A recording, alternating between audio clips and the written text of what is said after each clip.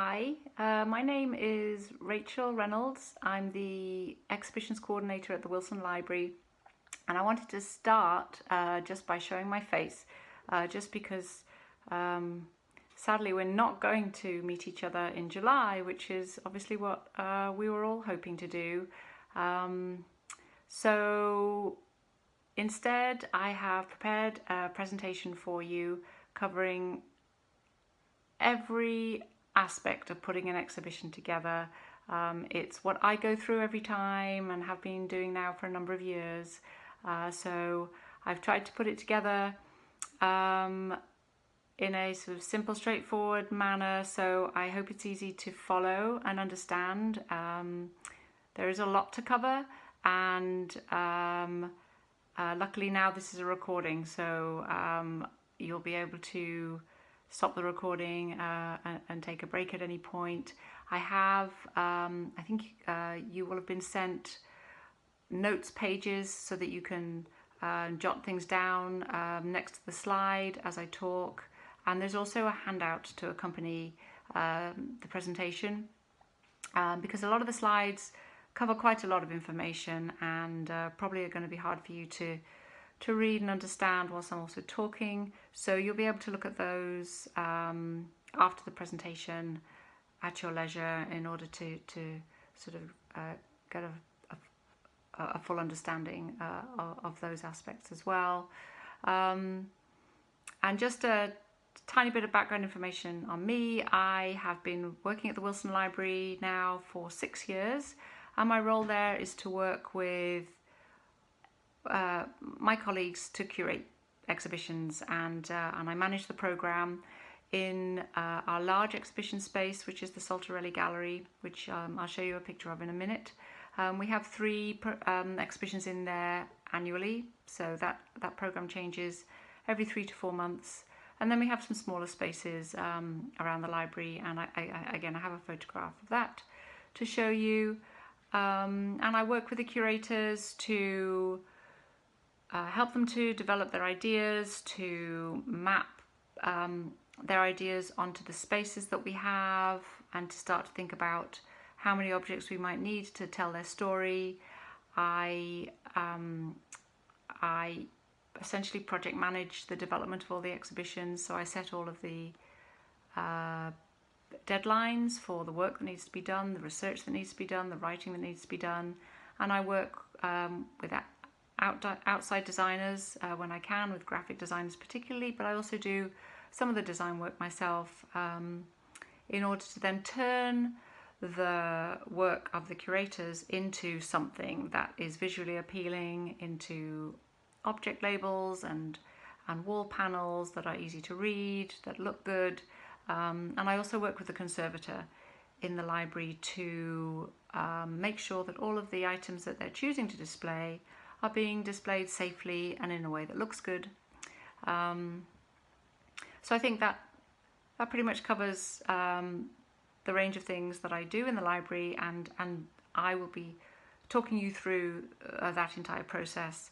And in the past, I was a social history curator in the UK, which is where I'm from, and as part of that did a lot of community outreach work myself, collecting histories that had not been collected before for the museums that I worked in, and was able to incorporate those histories into exhibition programs that we had over there in the UK as well, which was just always something that I just found incredibly enjoyable, and particularly displaying things in people's own words. I found that to be a particularly powerful and impactful way to tell a lot of histories, and something that visitors particularly enjoyed. So I'll stop talking, we've got a lot to get through, and I hope that in large part it's information that you find useful.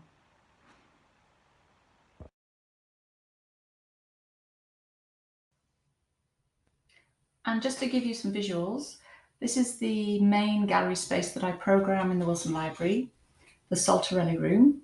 We do 3 exhibitions a year on a variety of topics. Recent exhibitions include On the Move, Stories of African American Migration and Mobility, which looked at 6 modes of transportation, from the ships of the transatlantic slave trade to cars bought by African American families in the 20th century, to reflect on the physical and social movement in African American communities over time. And this was done in a year that marked 400 years since the first enslaved Africans were brought by force to North America in 1619. Another example is Wonders Great and Small, Superlatives from the Special Collections, which followed the tradition of yearbook superlatives, and we displayed some of the biggest, oldest, rarest, and most remarkable objects that are in the Wilson Library.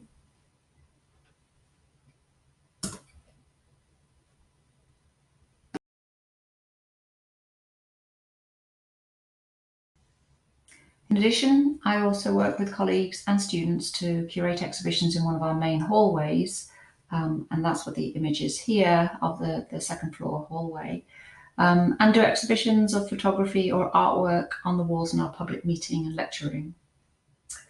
So that's enough background information about me and the library. Let's dive in and start looking at ways in which we can transform all of the work that you have been doing into fantastic exhibitions, so that you can share the new histories you have collected with other people.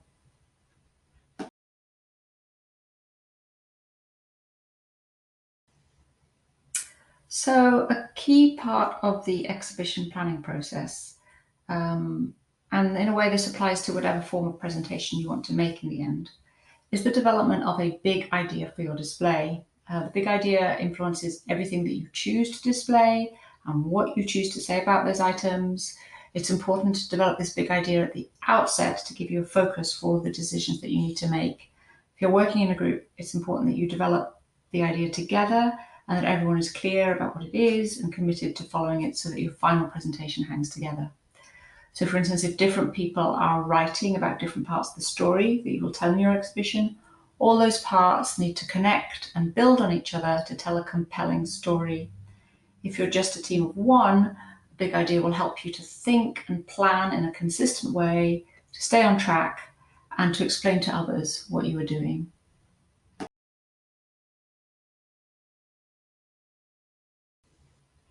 So I think it would help to give you an example of a big idea. So the first one we have here is simply, why is the clock so important? Staff at the museum pose that question to visitors at the beginning of the exhibition, and then everything in the exhibition helps to answer that question. A second one that I've shown you here is, this exhibition examines how wars have shaped the nation's history and transformed American society. And this is an exhibition at the National Museum of American History called Price of Freedom. So once the individual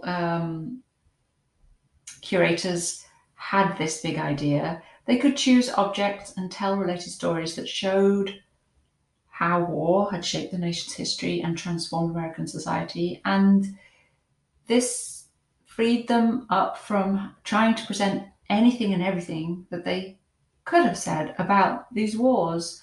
It gave them a specific focus. They weren't wandering off on tangents, giving biographies of soldiers, lengthy details about battles, discussions about uniforms, any of the whole range of topics that could be covered when talking about war.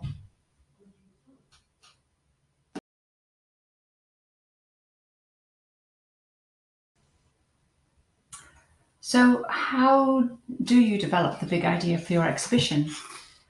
This is something worth doing as a group, as I said, and it's worth including your exhibition partners, perhaps the museums that you're already working with, in order to come up with a strong statement that everybody is on board with. So how do you do it? How do you come up with a big idea? Well, it depends on many things. Are you starting with a topic? So you may want to say something about the history of a town or community with a collection of objects, or maybe you have a collection of objects from a local school or church that you need to connect. Or are you starting with a point of view? Perhaps your purpose in putting an exhibition together is to make a point. You might want to highlight an injustice or celebrate hidden talents and explain why these things exist. So the first thing that you should do is identify your aim and write it down. So do you want to tell the history of a community? Write that down. Or do you want to show how a local school fostered musical talent? Write that down as your aim. That's not your big idea. Your big idea will relate to that.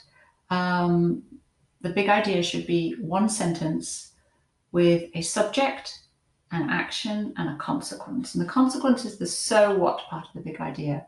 Why is the subject more than just interesting, but also worthy and important and relevant and useful to know? You really want to sell the content of your exhibition.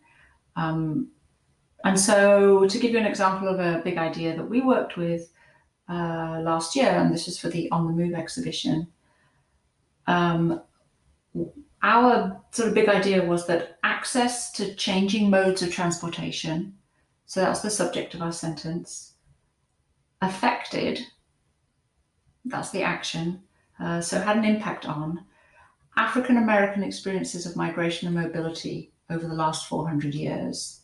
And that was the so what. That's what we were going to be showing in our exhibition, how African American experiences of migration and mobility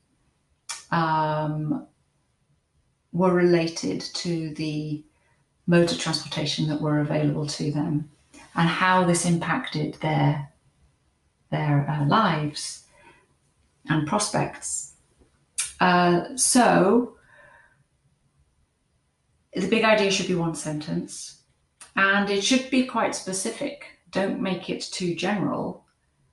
We could have said access to changing modes of transportation influenced the lives of African American people over the last 400 years. Would have been too general. We provided a focus in our big idea by specifically saying that this was going to be an exhibition about migration and mobility. Keep it simple though. Your idea should be one idea, not four. Your exhibition eventually will be split into a number of sections, and you'll be telling multiple stories and possibly showing multiple perspectives, but they will each relate to that one big idea that pulls everything together, so that visitors walk away with a clear understanding of the point that you want to make.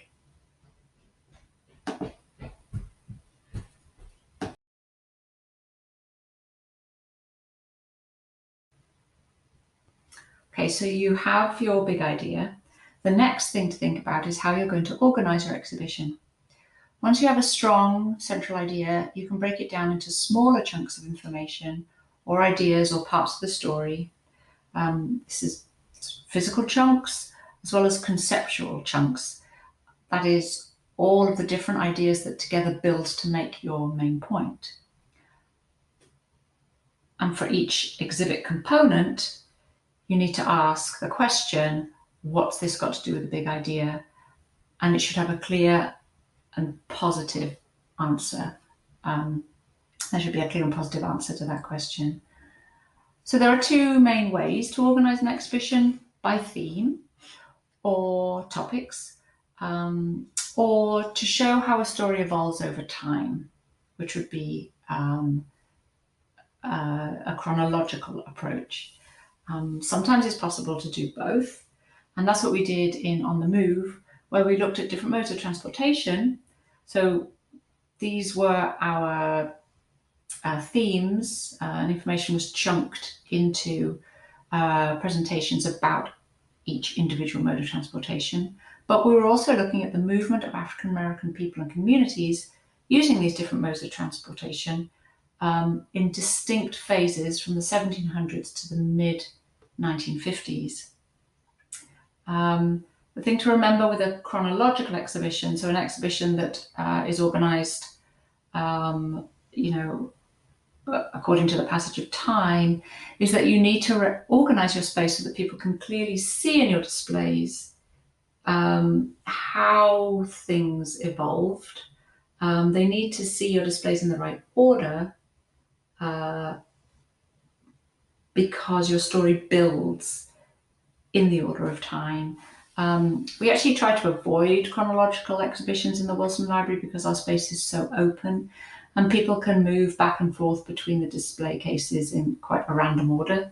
There isn't a prescribed route that they have to follow, and so it's much easier to cluster ideas and materials together around themes, and then each display case represents a single theme, and it becomes less important for visitors to see the displays in a certain order for the exhibition to make sense. The question is, can the story be told in a strict order, and that usually follows the passage of time, or is it possible to jump around in the story and still understand it?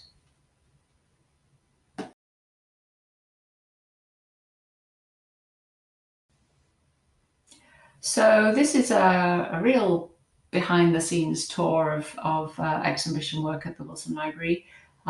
This slide shows our messy working practices.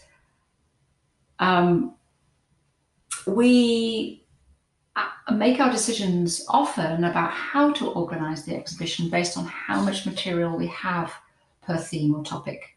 We have 6 small cases and 5 large cases in our space, and that's very normal.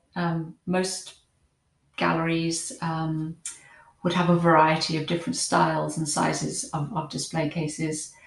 The topics that we have a lot of material on, or maybe the topics that are most important for telling the overall story, would go into the big cases, and then the topics that we don't have so much material on would go in the smaller cases.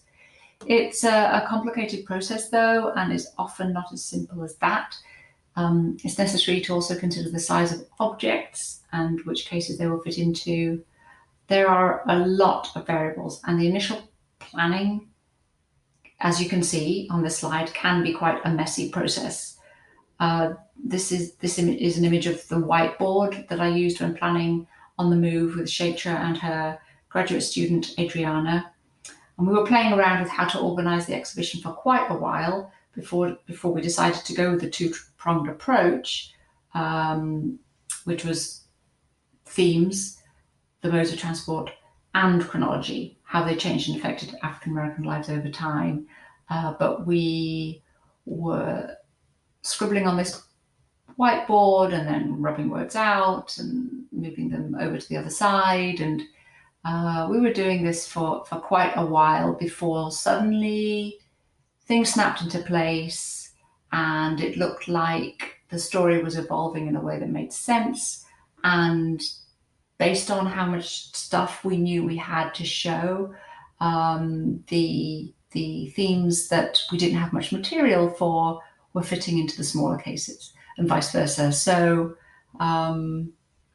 be prepared to spend some time scribbling things down and rubbing things out and starting again. And I find post-it notes work well for this kind of exercise on a large flip chart. Whatever works, but it's going to snap into place easily necessarily.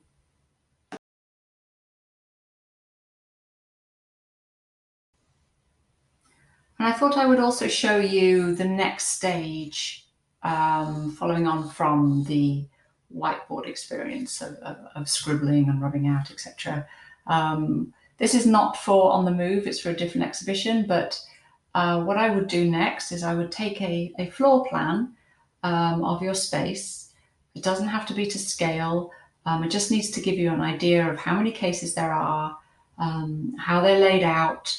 I usually, because I work with a variety of different curators and some of them don't have experience of our space and don't necessarily know how many objects will fit into an individual case, I mark up the floor plan with how many objects do fit.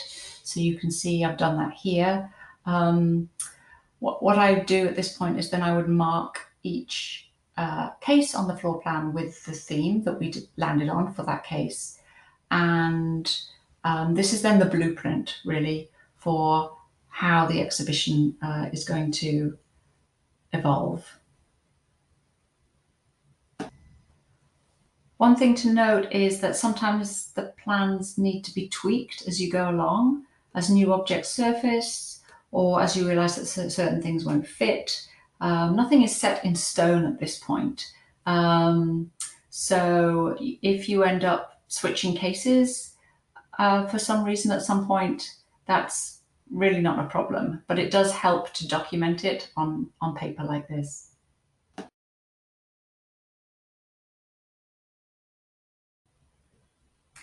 Okay, so now I'm going to move on to the different ways in which we can tell our stories in exhibitions. What are the different methods of communication that are available to us? In museums, this is called interpretation, and interpretation provides context for your objects. It adds information, it guides the visitor, and is essential to the creation of any exhibition narrative or story. And it can take many forms. The first one that I'm going to talk about is museum text. All the writing on the walls that you see in an exhibition, as well as the labels or captions that you see next to objects or paintings, are what's called museum text. It's the main way that museums communicate with their visitors, and there are basic rules that can be followed to ensure that the text is as effective as possible in the museum environment, which is very particular conditions. We want people to feel inspired by what they read. We perhaps want them to be entertained. We definitely want to educate them. We might want our text to get people talking or debating. For a long time now, museums have regarded visitors as active participants, not passive recipients of information. So text needs to facilitate this process. And all of this is in an environment where there's lots of stuff to look at and noise and other people to interact with, and people are on their feet looking through glass. Museum visitors are essentially bombarded with information, with objects, spaces, signage, text, ideas.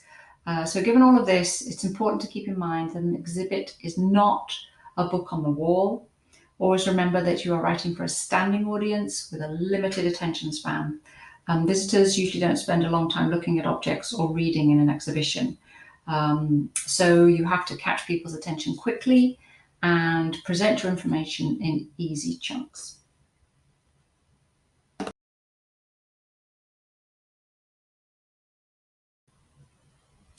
So this is a scary slide. There's an awful lot of information on here, but there is a copy of this in the handout that has been emailed to you, and it'll be easier for you to read all of this on the handout, I'm sure. But what this is showing is that museum text follows a particular order, and this is to help visitors to navigate the space and the displays that they're looking at. Visitors like repetition and consistency of presentation. So this order or hierarchy of text gives structure that they can follow, and it helps them to decide at what level they want to consume the exhibition. Do they want to do a deep dive, or do they just want to do a surface skim? So there are different parts to museum text, and I'll go through them. I'll go through this slide essentially.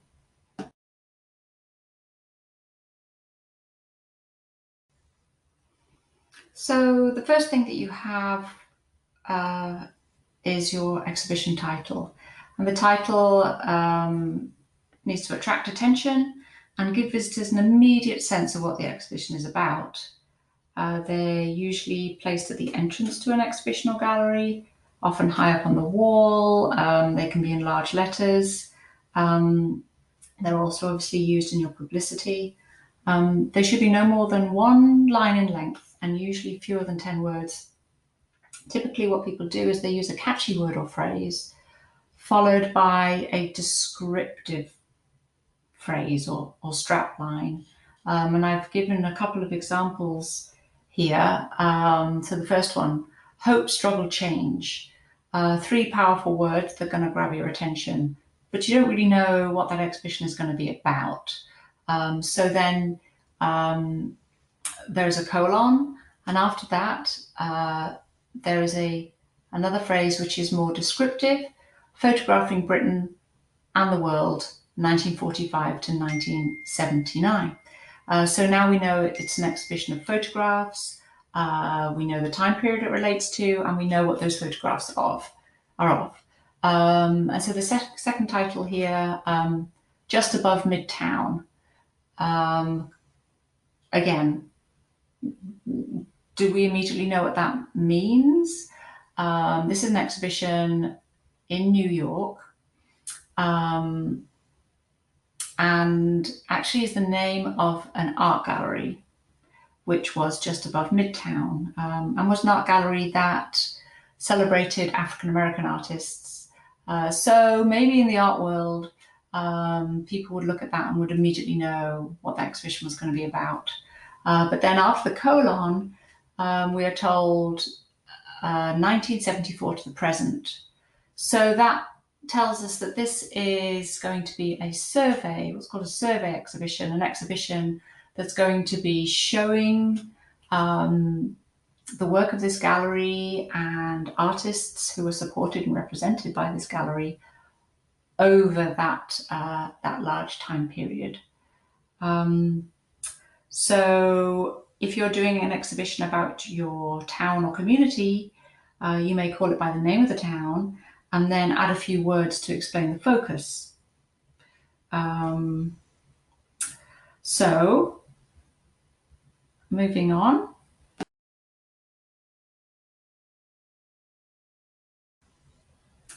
The next piece of museum text information in our order is the introductory panel to your exhibition.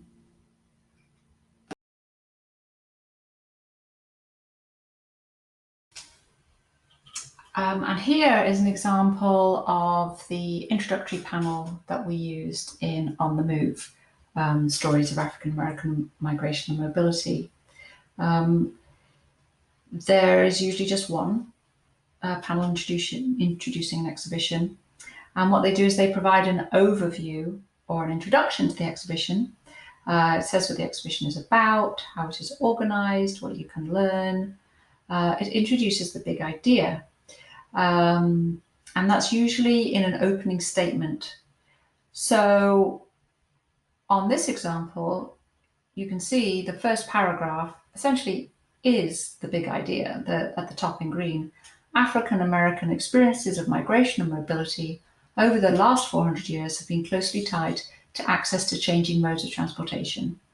So that's it in a nutshell. That's what this exhibition is about, and that's what people can expect to find out about. You then have a main body of text, and it usually just outlines 3 points, and sort of top level points. You're not going down into deep detail here. You want to give a broad sweep of what's in the exhibition, maybe sort of reference the different themes, or certainly give the time span if you're covering a time span. And then at the end of the panel, sometimes it's nice to have a closing statement which launches visitors off to explore the gallery. And very often this can be a question. In this case here, it's an invitation.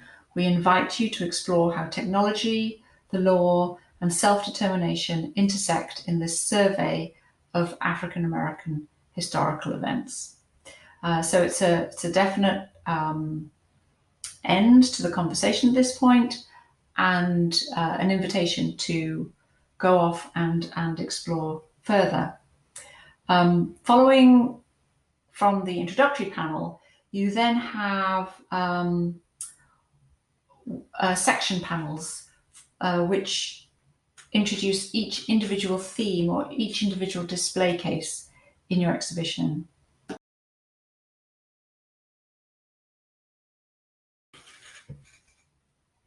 The section or case labels also have a title,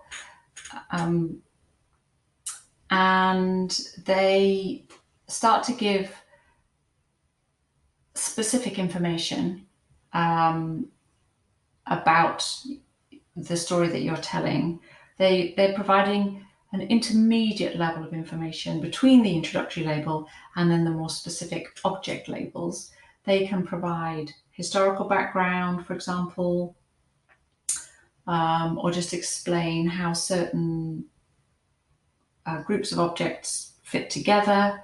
And these section labels serve to organize the exhibition. So if you imagine a visitor coming into the space, they can understand how the story is laid out by seeing these individual section labels, a bit like the chapter page, the main page at the beginning of a new chapter of a book.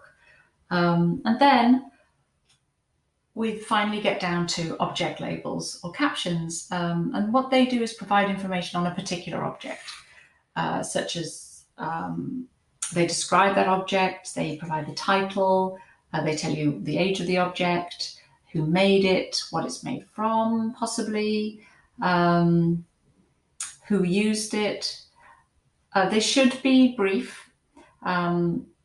I was taught to write object labels that were no more than 30 words, but in my experience, it's much, much easier to go up to about 80 words. If you start going over that, there's too much text and people will stop reading. In the handouts that I've mentioned already, I have included a couple of pages of information about how to write object labels that are easy to read for visitors. Simple language is best, and keeping them short really helps a lot.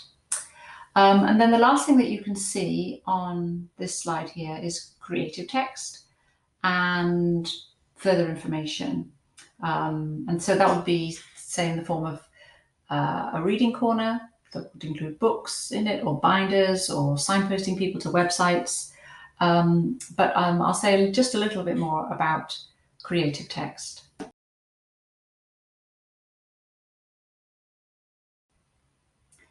Creative text can take many forms. They provide a quick and sometimes alternative entry point for visitors. Sometimes you'll see fun facts posted throughout exhibitions, or snippets of poetry, quotes on walls. Enlarging photographs and adding them to the backs of display cases behind objects or on the walls between cases is a great way to make an exhibition visually appealing, to include more material and tell more stories.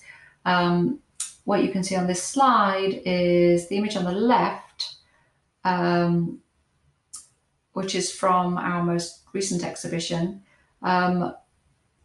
is a quote. We chose to fill empty spaces with quotes that framed the big idea of the exhibition. And then the image on the right is from an exhibition last year that we did. This time we asked questions here and there to draw visitors in. So it doesn't involve a lot of reading, but there's usually an idea in there, or the creative text triggers a thought process. It gets you thinking, it gets you questioning what you're looking at, and encourages you to bring your own perspective to the story.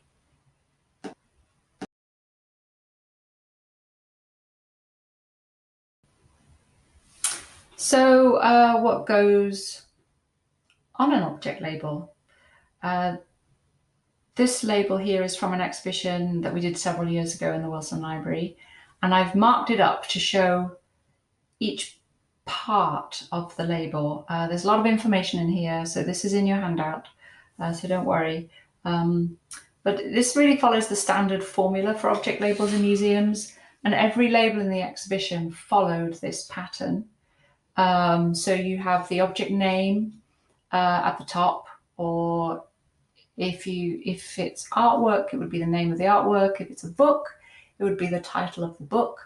And then you would put the date that the object was used or made next to it. And it doesn't have to be a very specific date. This is an object label for protest signs that were made and used on January 21st for the Women's March, the National Women's March, but for the march that took place in Raleigh in North Carolina. But sometimes you're talking about something and you know that it came from the 1960s, and that's okay. You don't have to be this exact. Then on another line below the top line where you're just giving the title or name of something, you would include information about where it was made, what it was made from, and an event that it was related to. So, where it was found. And so in this case, the Women's March. Then you have the block of text, which is your description. And I think this text, by looking at it, I think is probably about 80 words. And this is the most that you would want to write in an object label for people to comfortably read all of the object labels. And then at the very end, you would give a credit line, and this can be who has donated the item. So it might be the name of the person who has given the object for the exhibition. In our case, because we have 5 departments in the Wilson Library, we always say which department the object belongs to. If we know who's donated it, we give that information too. But this is a very standard way to do an object label, and it may not be the best way for you to communicate what you want to communicate. So I have other examples of object labels to show you.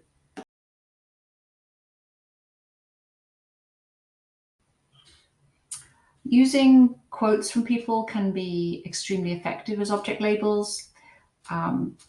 To enable your audience to have a direct connection with the people shown in your exhibition,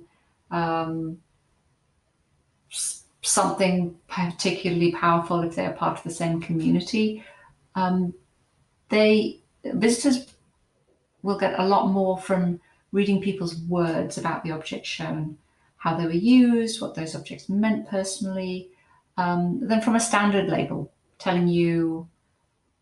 giving you an official name for the object, where and when it was made, and who by. Here's an example of a label that uses a quote from the artist to introduce her artwork, and I think is a lot more engaging than the standard label that just can be quite dry, can use language that is a little bit highbrow, especially in art galleries. They have a particular way of talking about art that can be off-putting. Whereas this object label gives you a small insight into how the artist's mind worked and breaks down that kind of barrier of artwork being unintelligible and inaccessible.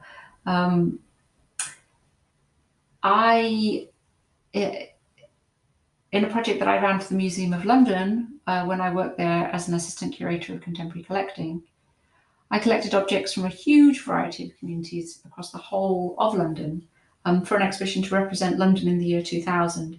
And when I collected the objects from community groups or clubs or societies, I asked them to also provide a 50-word statement to explain what the object meant to them. And this was what was used as the object label in the exhibition.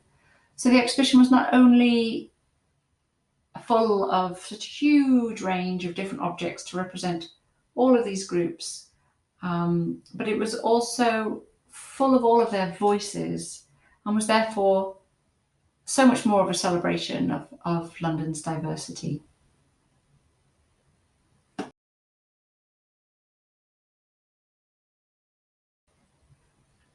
And lastly, here is an example of a label that takes a really informal and conversational tone.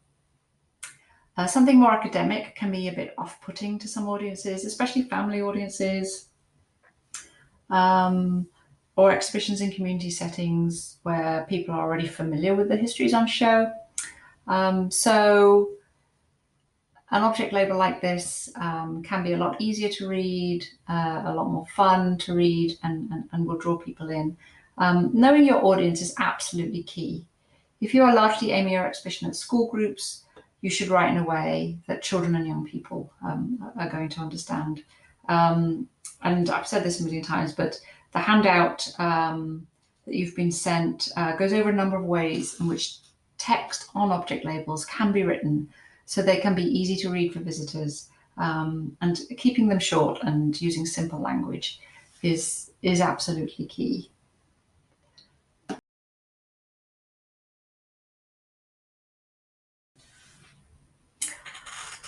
So we're definitely more than halfway through here. We've covered such a lot already. This might be a good time to go and take a break. I might go and make myself a cup of tea, and then we can crack on with the rest of the presentation. Now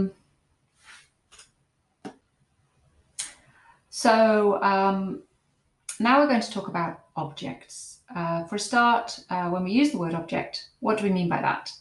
Well, we mean things, stuff, artifacts, memorabilia, specimens, finds, treasures. I've outlined on this slide here what I mean by objects when thinking about history exhibitions. They could be photographs, paper documents such as leaflets or letters, manufactured goods, a Coke bottle, for instance, or a mass-produced teapot, personal items such as diaries or souvenirs or clothes, and then oral histories and video.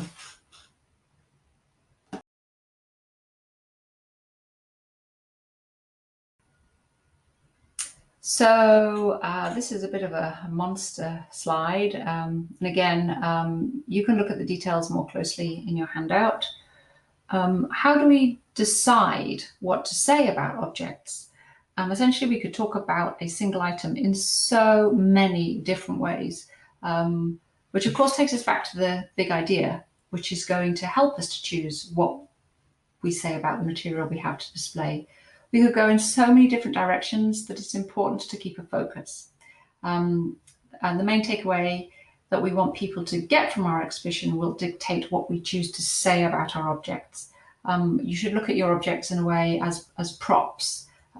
They're vehicles to help you to make points that you want to make.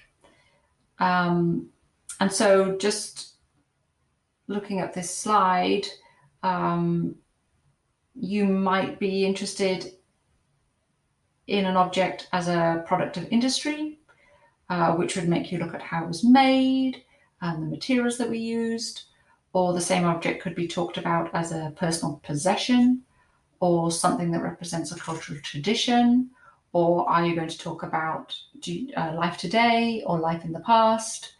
So you could use the various bubbles on this slide to expand out. Once you've decided the focus, then you could use the various spokes of these bubbles as a way to expand what information you'd like to present about your objects.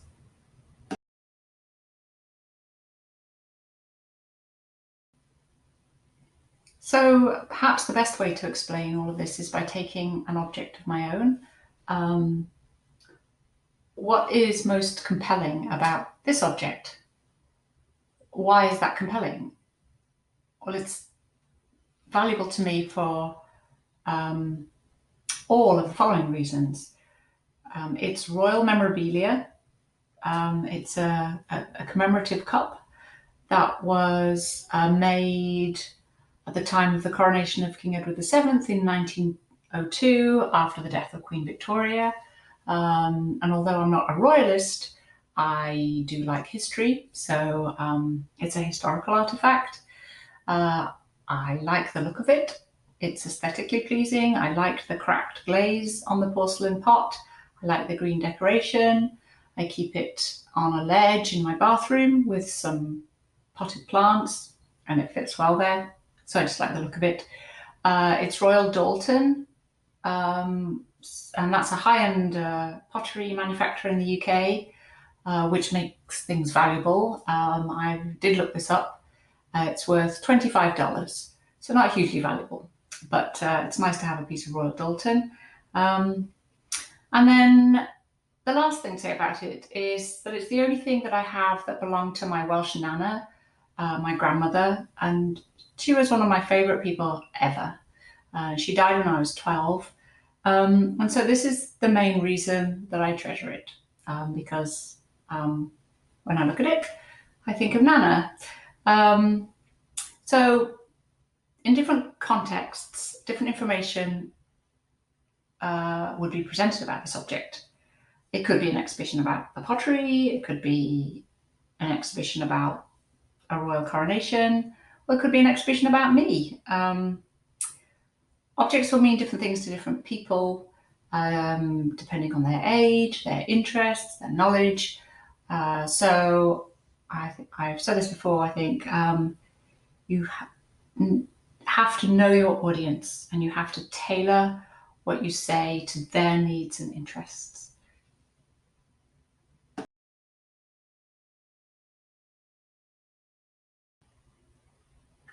And so objects are rarely displayed in isolation. Um, they are usually grouped together to tell a story. Other objects or materials perhaps used as a backdrop behind objects help to expand the story and develop a specific theme. Objects can provide other objects can provide context and show associations between people, with events, with places, a time, a certain technology or design, and different styles. So you might have one object as a starting point, but then you pull in photographs showing that object being used by someone or the place where that object was made. You might pull in personal accounts such as letters and diaries, and of course oral histories work particularly well to bring in the personal dimension about an object.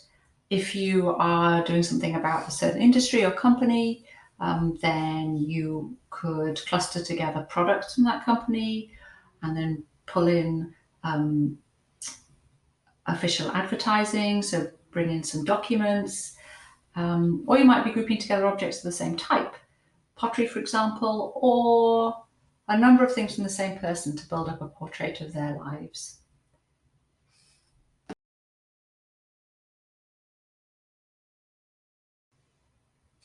So here's an example of how we related objects in order to build up a complete picture for visitors to one of our exhibitions of the brown silk smoking jacket that you can see here. The drawing of the jacket by a designer, a sample design made in linen, were placed next to the smoking jacket, and this enables the visitor to understand the jacket from a number of perspectives and therefore have a fuller understanding and appreciation of it. And this is something that I'm sure you are naturally doing as you think about the stories that you want to tell. You want your objects to some extent to be in conversation with each other.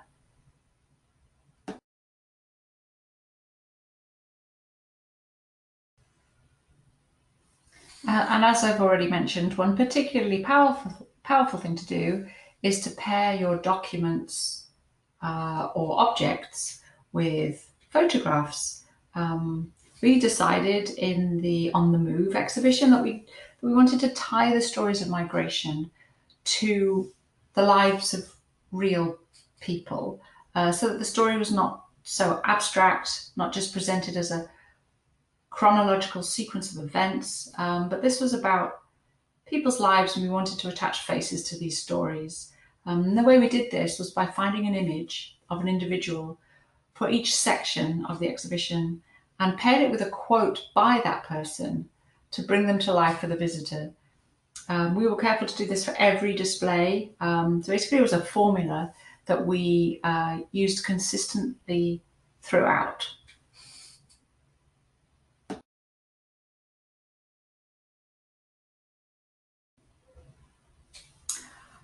I also wanted to mention the use of artwork to bring stories to life and as backdrops for displays of objects. This is an image of a memory box. This was an idea that came from a reminiscence centre in Blackheath in London, where I worked for a while. They were given 50 ammunition crates from the 1940s, from the Second World War, which was a powerful object in itself for the people who had lived through the Second World War. Women included, as many women worked in ammunition factories whilst the men were away at the front fighting. So we worked with an artist to create pictures with people as they shared their memories. And these are not necessarily wartime memories.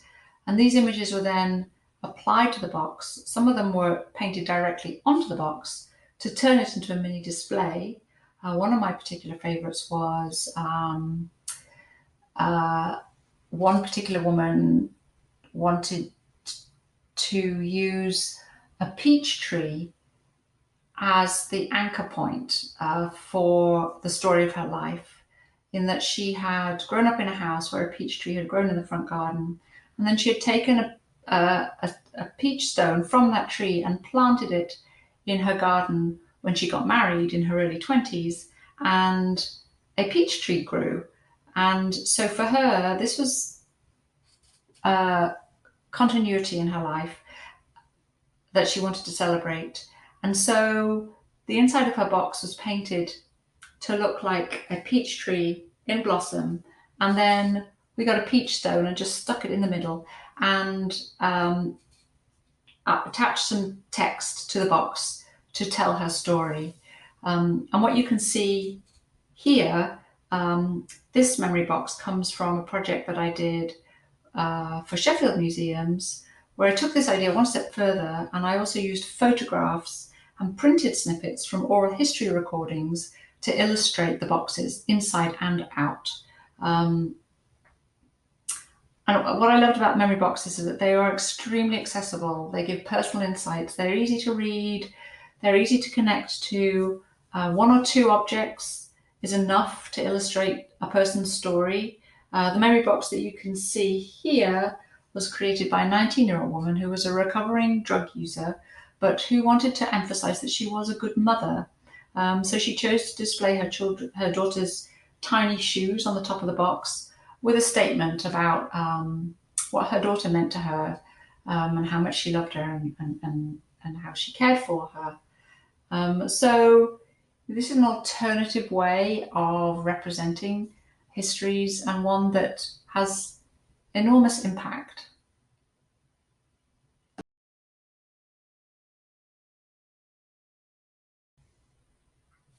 And so the last form of interpretation that I would like to talk about is to incorporate sound, particularly oral histories, into your exhibitions. I know that most of you have been collecting oral histories, and integrating short clips from your recordings would be a powerful way for visitors to access the histories that you're telling. There's nothing better than hearing something in somebody's own words. And oral history recordings are particularly wonderful for visitors who are visually impaired, to give them great access to the stories that you'll be telling.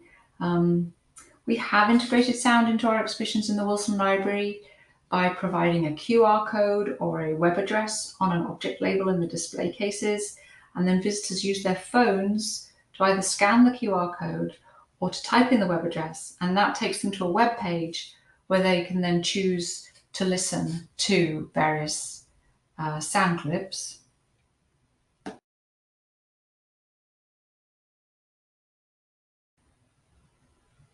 There are editing companies and design companies who will package everything up for you, but they are really expensive. There's free editing software out there. The one that we use at the library is called Audacity, and this is a screenshot from their webpage so that you can see what their webpage looks like. It is pretty widely used as a basic editor for audio clips. If you're not technologically minded, and I'm not. I don't know how easy it is to wrap your head around it. I have not, because so far students have done this work themselves, and it has been led by colleagues of mine, and I've not actually been involved in the creation of the audio clips. All I've done is provide the links within the exhibition so that people can access them. But so all I can tell you is that Audacity is the thing to use for editing. I believe it's free and is free. So that's obviously a huge bonus.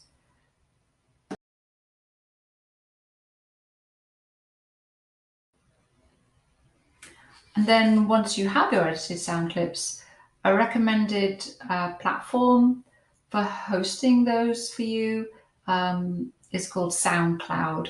And that's what you can see on this screen. This is the SoundCloud page for the Southern Oral History Program at UNC. And I've put the web address along the bottom there. I recommend that you go and take a look at it and get a sense of what the final product would look like, the page that people would land on when they were signposted to listen to some of your oral histories. It's not free, but it has a relatively small monthly fee of around $10. So hopefully this is something that financially would be possible for you.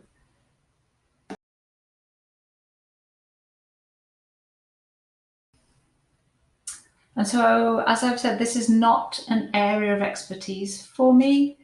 So with respect to integrating sound into an exhibition, I can give some pointers based on my experience just to get you started. But perhaps this is something that the community archiving team at the Wilson Library can provide further advice on at a later stage. But here are just some of my thoughts related to integrating oral histories into exhibitions.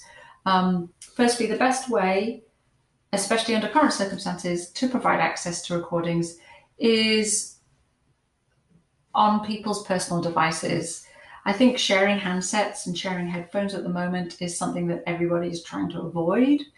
However, this obviously suits younger audiences more than older audiences. We, in fact, in the Wilson Library, used iPads. They have touch screens, and they are a good alternative to sort of individual devices. They can be set up securely in stands, and people can select what they want to listen to on the screen. It's a touch screen. And we've had recordings playing out into the room using this method.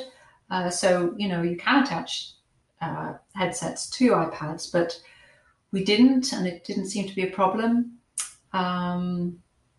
And iPads can easily be wiped clean between uses. Another thing regarding oral histories is people tend not to listen for long in the context of an exhibition. So short extracts are best.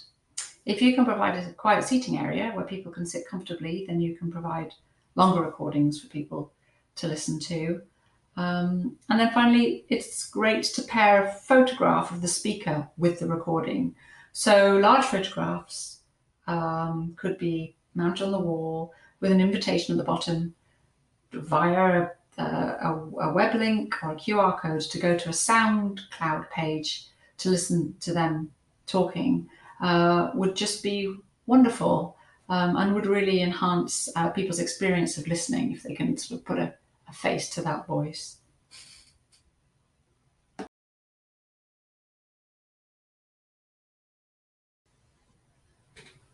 And so I have one quick endpoint to make. One thing to always bear in mind is that we are storytelling through exhibitions.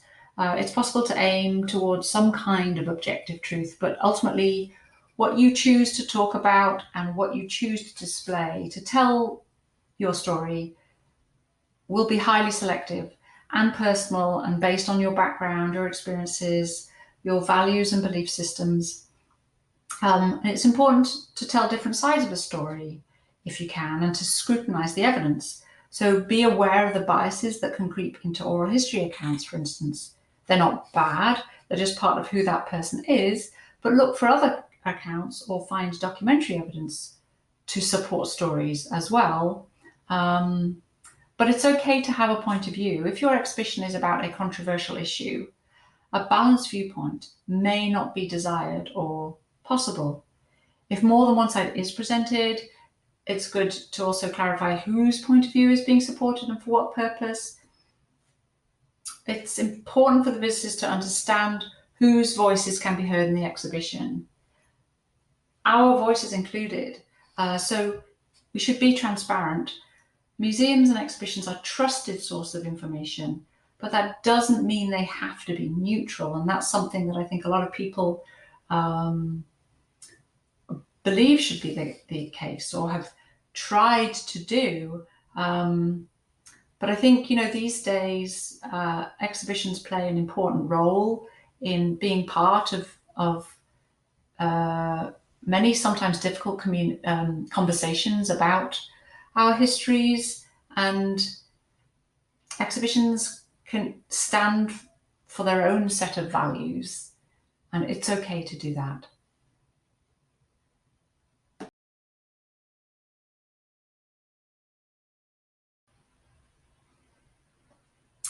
Wow. So we have covered so much stuff.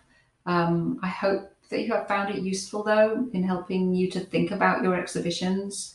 Most of what we've covered has been about ideas and how to communicate them. The second presentation is much more practical and is about how to put everything together and actually build the displays. Uh, so I really appreciate you taking the time to listen.